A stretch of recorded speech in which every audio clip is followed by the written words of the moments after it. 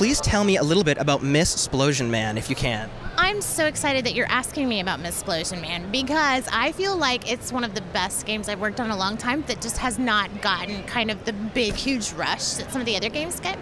Miss Splosion Man is basically kind of a sequel to Splosion Man, and it's about his wife and kind of her crazy, quirky adventures throughout the labs and stuff, and her quest for shoes and different variations on a theme. It's such a fun game, and I understand I'm not a very good gamer, I will say that, so I'm not very good at it, but I've heard it's a very difficult, challenging, but fun game at the same time, so I love it. I love watching people play it. So, are you familiar with other video game female characters at all? Like, do you know about, like, I don't know, Lara Croft or characters like that? You're familiar with those kinds of guys? Definitely, yeah, definitely. Okay, so where do you think Miss Splosion Man fits into the pantheon that you're aware of? Like, it's interesting because she's a powerful character. Right. She is a main character, right? But she's also very, very, you could say, kind of cliche Barbie kind of thing, right? Is it possible? Well, I mean, I know the answer, but is it possible for like a girly character to be like a powerful female representative? I think that that's definitely the case. I think that sometimes in being that inherently girly, it is actually kind of bringing out the power within the woman. Like right now in pop music, let's say, to kind of make a similarity, like there are a lot of pop stars that are kind of going overboard in their femininity to say like, I like to be a girl. I like to be girly, and that's okay. Don't judge me on that. I can still be a feminist and wear high heels, and that's all right. And I feel like that's kind of where Miss Splosion Man fits in. It's like, yeah, it's all tongue-in-cheek and shoes, and, you know, she gets a big butt at one point and all that, and the Beyonce.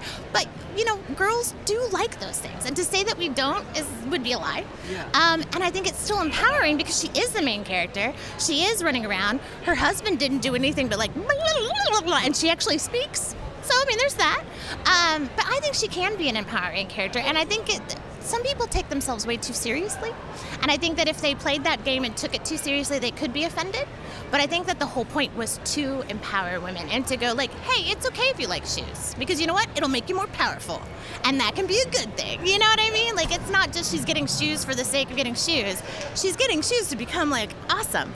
So I think that it can help empower, and I think that it's a good message to send, is that it's okay to be girly. Like, it's okay to be Lara Croft and, like, have dirt and sweat, and that's girly, too. But some of us are really girly, and that's all right.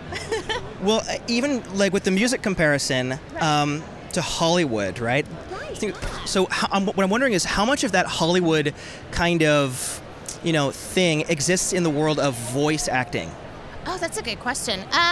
Well, with voice acting, I feel like we're very lucky in that whether it's video games or anime or Western animation, women are portrayed in a manner that we're stronger. We can save the world. And nobody goes, nah, I don't believe that. You know what I mean? It's just kind of no holds barred. Women can do anything. And while that is true in some respects in Hollywood, you know, like we all love Black Widow, but did she really save the world? No, she was with 4 dudes, and they all together saved the world. You very rarely have one female character, unless it's like a Lara Croft film, like Tomb Raider, or something like that, that's already come from a video game or something like that, that you have those female characters that can do that.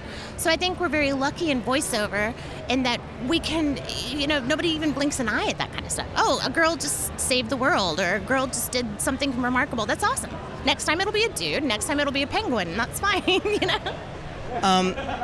This is a totally separate tangent, right?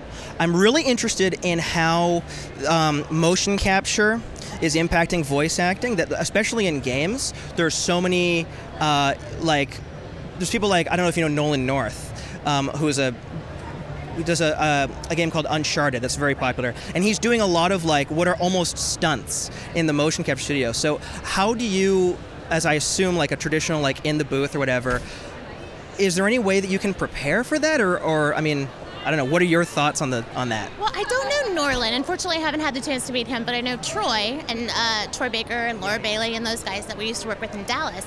And I've watched them kind of grow into this whole mocap video game thing. And I find it fascinating because I'm learning through them that the new kind of shtick is to do the mocap, and they actually film it kind of like a movie. Yeah. So you're actually doing it almost like a play or a film and acting it out, and they're catching everything, and then they might go back and catch faces or whatever. But to me, as an actor, that is really exciting, because so many times as a voice actor in the booth, you're kind of separated. If you're working on a video game, they'll show you a picture and go, just come up with something, which is fun, but at the same time, it's kind of daunting to go, okay, this whole character relies on my imagination. Whereas if you get the opportunity to actually act and bring those characters to life, I think that's why so many of these video games are bringing the feels, you know, because you're really getting the actors acting out that moment physically, vocally, and I think that's really helping to add to those video games and really helping the industry. So I hope it kind of continues on that path. Now, the unitards with the little balls over them, that's not fun, but